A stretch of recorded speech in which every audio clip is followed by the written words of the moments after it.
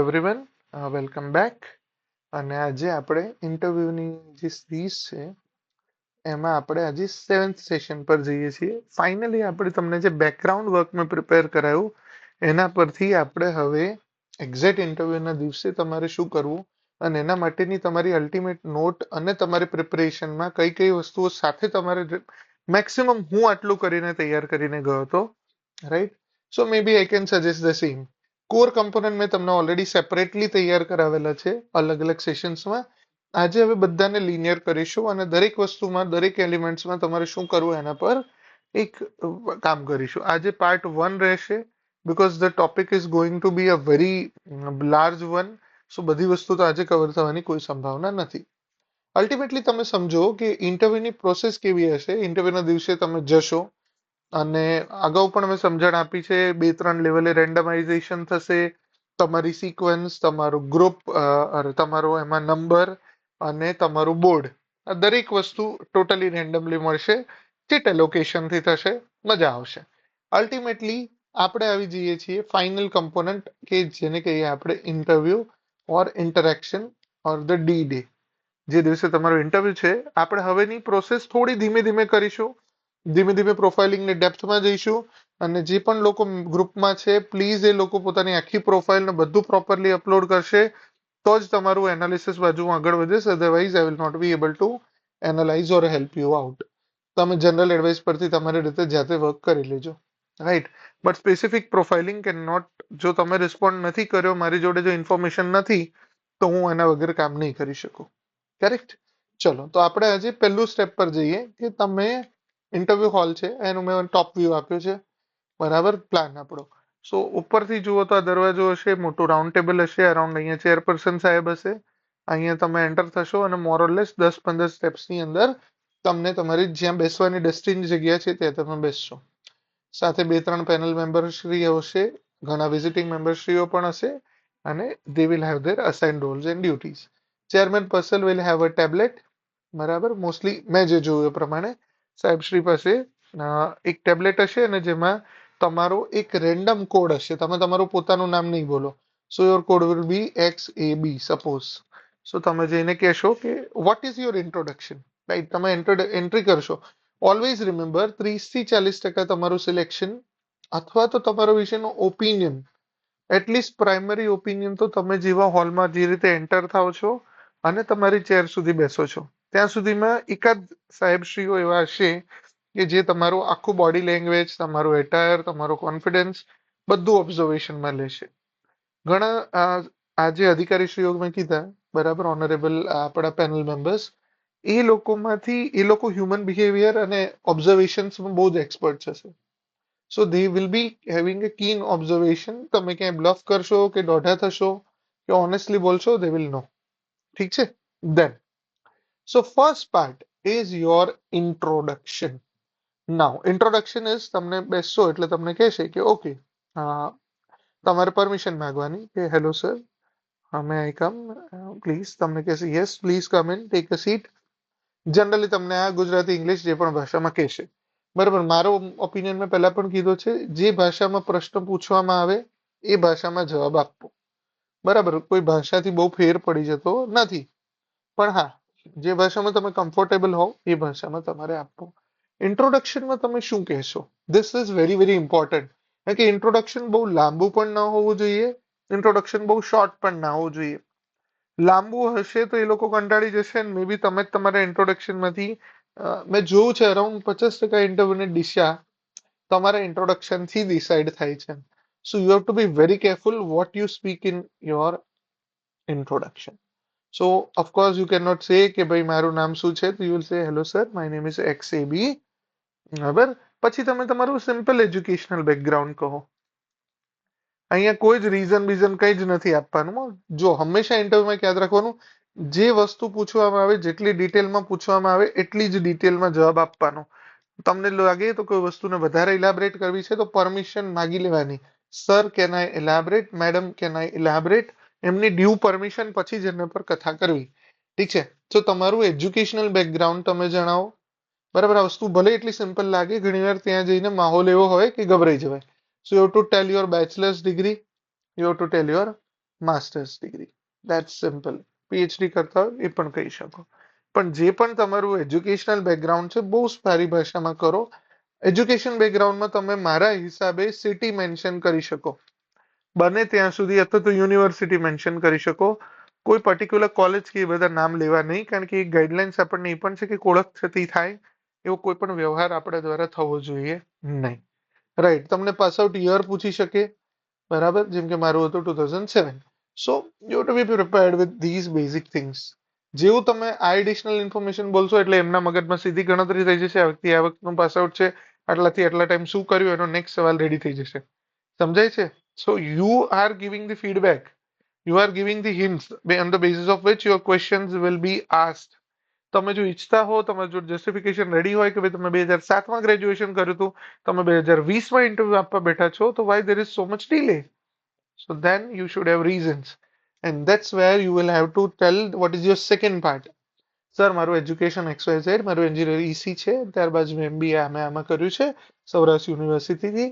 મારી જો ઈચ્છા હોય કે વર્ષ હું જસ્ટિફાઈ કરી શકું છું તો હું યર કહીશ.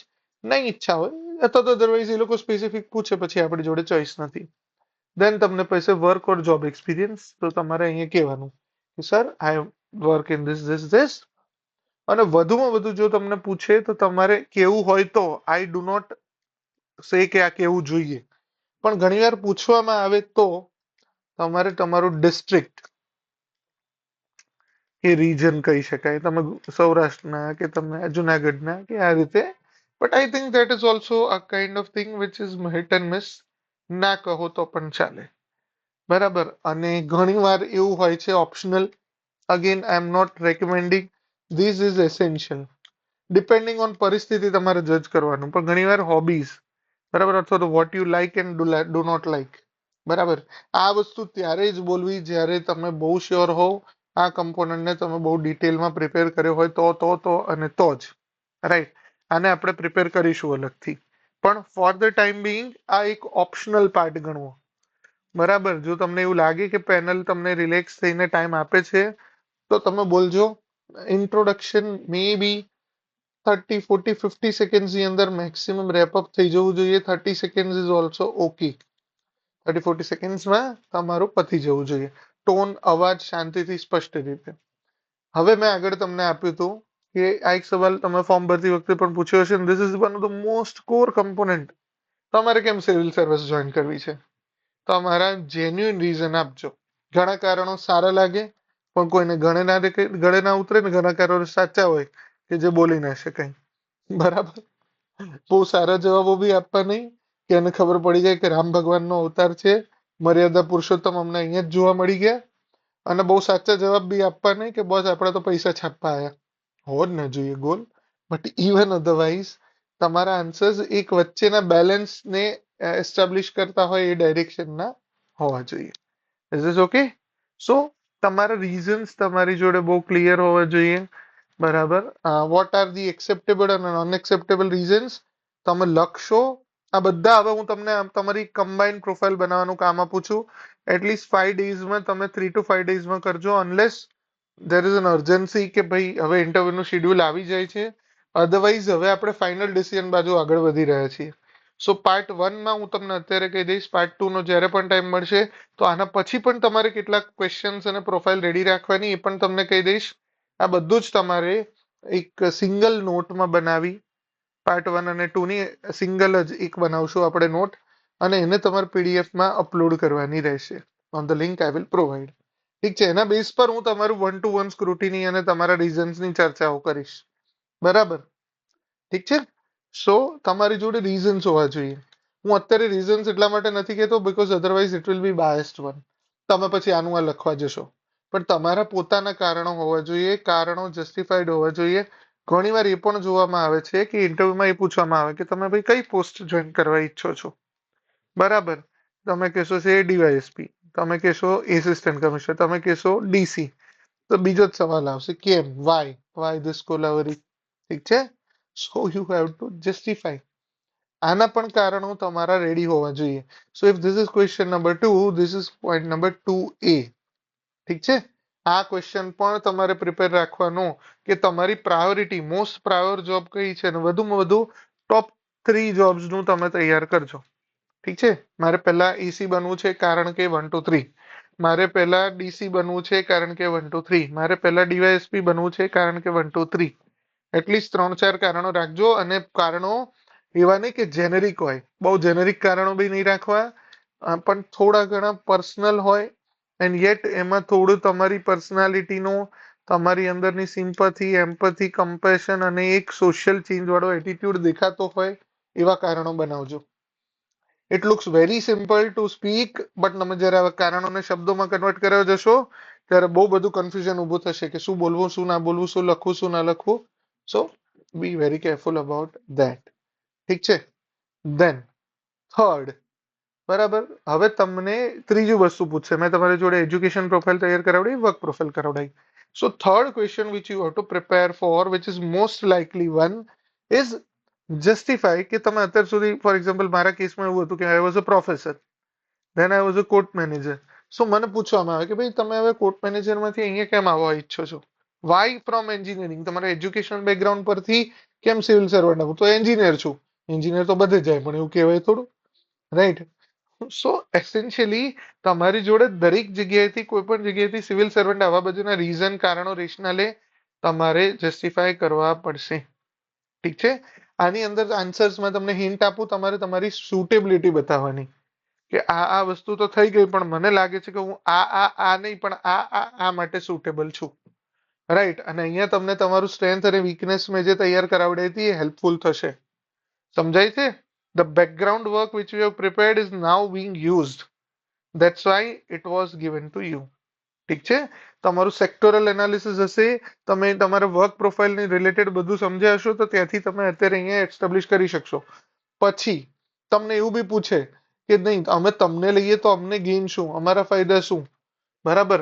આ એક એમના એંગલથી, કે ભાઈ ગવર્મેન્ટની સાઈડથી પૂછી શકે કે ભાઈ અમે તમને લઈએ તો what additional advantage you will provide because of your experience, because of your educational background, અમારે તમારી લીધે અમને શું ગેઇન થશે. Or on the other side, આ ગવર્મેન્ટ સાઈડ છે, સો 3B એવું આવશે કે તમારા રિયલ મોટિવ્સ, તમારે ખરેખર કેમ કરવું છે, બરાબર? સાચું કહો, ઘણીવાર આ ટોનમાં બી લઈ જાય તમને. So even at that point of time your answer has to be very very ready, બરાબર? કરેક્ટ? સમજાતા હે? સો આ બે વસ્તુનું પણ ધ્યાન આપજો, બરાબર? સો 3A, ગવર્મેન્ટ સાઈડથી ગવર્મેન્ટને શું ફાયદો છે, શું ગેઇન છે, અને તમારી સાઈડથી બી તમે કેમ ખરેખર આમાં આવવા ઈચ્છો છો, બરાબર? તમારી જોબ પ્રોફાઇલમાં પૈસા હતા, સેલરી હતી, પાવર હતું, બધું હતું, તો કેમ આવા આવવું છે. So prepare with that answer. And then the essential one is the sectoral analysis. આના પર મેં ઓલરેડી વાત કરી છે. This is very very important. કારણ કે તમને પૂછે, આનું કારણ સમજાવું તમને, કે તમે ફોર એક્ઝામ્પલ ઈસી એન્જિનિયર છું, ભલે ગમે કે ના ગમે, I belong to, my work profile is say bay work profile major ગણી શકાય. વન ઇઝ અ પ્રોફેસર, બરાબર? તો એજ્યુકેશન પ્રોફાઇલથી હું આવું છું. અને then I am a court manager. So એક district court, high court, honourable high court અને ઓનરેબલ ડિસ્ટ્રિક્ટ કોર્ટ સાથે મેં કામ કર્યું છે. સો મને મારા સેક્ટરની વેરી વેરી માઇન્યુટ ડિટેલ્સ ખબર હોવી જ જોઈએ. ઈસી છું તો મને ઇલેક્ટ્રોનિક સેક્ટર ખબર હોવી જોઈએ, મને કમ્યુનિકેશન સેક્ટર ખબર હોવી જોઈએ, મને મોબાઈલ કમ્યુનિકેશન સેક્ટર ખબર હોવી જોઈએ, ટેકનોલોજીના ટ્રાન્ઝિશન્સ ખબર હોવી જોઈએ, કઈ ટેકનોલોજી આવે ખબર હોવી જોઈએ, એઆઈ નો રોલ ખબર હોવી જોઈએ, બરાબર? ઇલેક્ટ્રોનિક્સ છે, કઈ ઇલેક્ટ્રોનિક્સ પોલિસી ઇન્ડિયાની, ગુજરાતની ક્યાં કેમ છે, શું છે, કઈ કઈ સ્કીમો છે, કઈ સ્કીમોથી શું થાય, શું ના થાય, કેમ સ્કીમો યુઝફુલ છે, નથી, આ બધું જ તમને ખબર હોવી જોઈએ. એજ્યુકેશન સેક્ટરનો હું છું, આ બધી પ્રોફાઇલ મેં ડિટેલમાં તૈયાર કરી હતી. એજ્યુકેશન સેક્ટરમાં શું રિફોર્મ છે, તમે કેમાં હતા, કોલેજ એજ્યુકેશનમાં હતા, એમબીએમાં હતા, પોસ્ટ ગ્રેજ્યુએટ લેવલે તમારો અનુભવ શું રહ્યો, લોકો કેવા છે, શું કરવું છે એજ્યુકેશનમાં, શું રિફોર્મ આપો ના આપો, નવી એજ્યુકેશન પોલિસી ક્યાં છે, કેવી છે, કેમ છે, શું કરવું જોઈએ. All these dimensions needs to be prepared. Same thing happened with my court manager. તમે હતા, તમારી પ્રોફાઇલ શું, because it's a new profile. પછી તમને સવાલ પૂછે કે તમે કોર્ટ મેનેજર તરીકે જોયું તો જ્યુડિશિયરીને શું ઇશ્યુ છે, જ્યુડિશિયરીની ચેલેન્જીસ, જ્યુડિશિયરીની ઓથેન્ટિસિટી પર સવાલ, debates, all this things, judiciary activism અને આખું પોલિટી એંગલ તમારે અહીંયા ઘૂસી જાય. સમજાય છે? સો વેન આઈ સે that you have to prepare thoroughly, this is what I mean. Right? અને આજે આપણે અરાઉન્ડ 70% જેટલું કામ પતી ગયું, બરાબર? તમે જયારે આટલી વસ્તુઓ તૈયાર કરશો ને, So you have prepared almost 70% of the desired things. Correct? Make sure કે તમે આ બધી જ વસ્તુઓની નોટ્સ પ્રિપેર રાખો. બરાબર? એક કામ કરી લો, 4-5 દિવસ આપો, શાંતિથી બેસો, દરેક સવાલને પૂછો.